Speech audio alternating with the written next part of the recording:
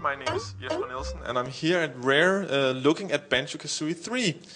I'm talking with Salvatore Fileccia. That's You're correct. the lead programmer on Yep. the title. Can you give us a quick introduction? Tell us what it's about.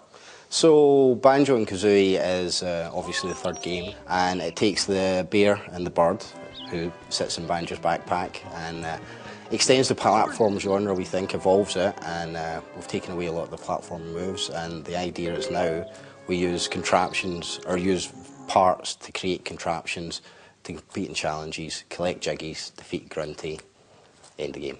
So yeah, it's well, not basically, but a large part of the game is about making these crazy types of vehicles. Yeah, it's very hard to explain without pictures and stuff, Yeah. but think of Lego coming to life.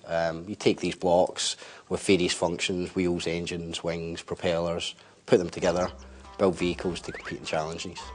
Is there anything you can't build in this one? No, not at the moment. The So- limit is your imagination. So how's this going to work in the game, in the missions? So basically, you will speak to your host for those challenges, and you'll have to complete some sort of task. This could be collecting coconuts, or jumping off a long jump, or competing in a race. And from there, you build your vehicle as things most suitable with the parts you have, and then try and complete that challenge and get a rating for it in the process. Do you have like completely free hands when you take on the missions and you have to build your vehicle? You do have, well, there's a variety of missions. Some missions you will be given a vehicle to complete in. That's part of the challenge. Most of the missions you will have sort of carte blanche, so to speak, and you'll be able to create anything you want. Obviously, as you progress through the game, more parts are opened up. And also, we will provide some basic chassis and simple helpers for users. The game also looks great, I have to say. Thank you. What have you done to both advance in technology but also keep the same look and style from the original games?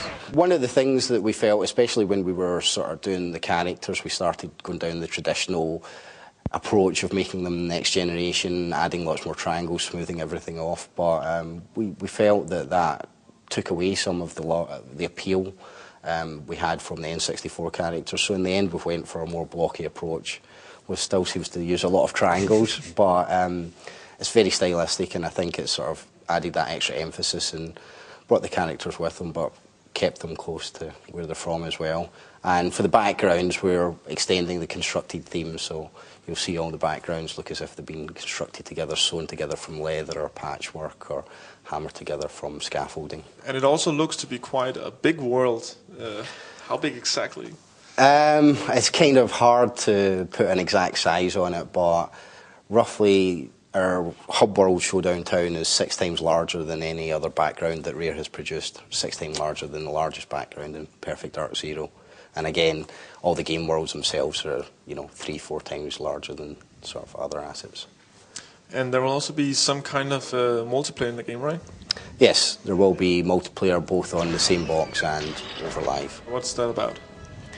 Well, I mean, I can't go into too much details about the live, but obviously you'll be able to compete or take part in cooperative challenges as well, team-based events, that sort of stuff.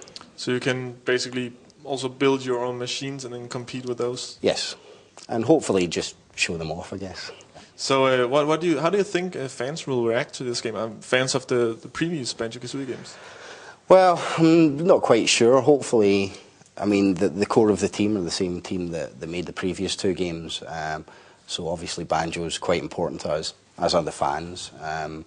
And we've tried to evolve the game, but keep the things that are important to the fans the same. So the humour's still there, the wacky humour, all the wacky cast are still there with some new additions. The look has evolved from the previous games, but it's still recognisable. And like I say, we've added this new extra element, and we've decided that we've tried to inject new life into what we see as becoming a stale genre. What's the craziest thing you've seen in the game so far? Personally, I don't know if it's the craziest, but the coolest thing has to be a model or a replica of the space shuttle that somebody bought that somebody built, complete with boosters that detach and everything, and it actually flied as well.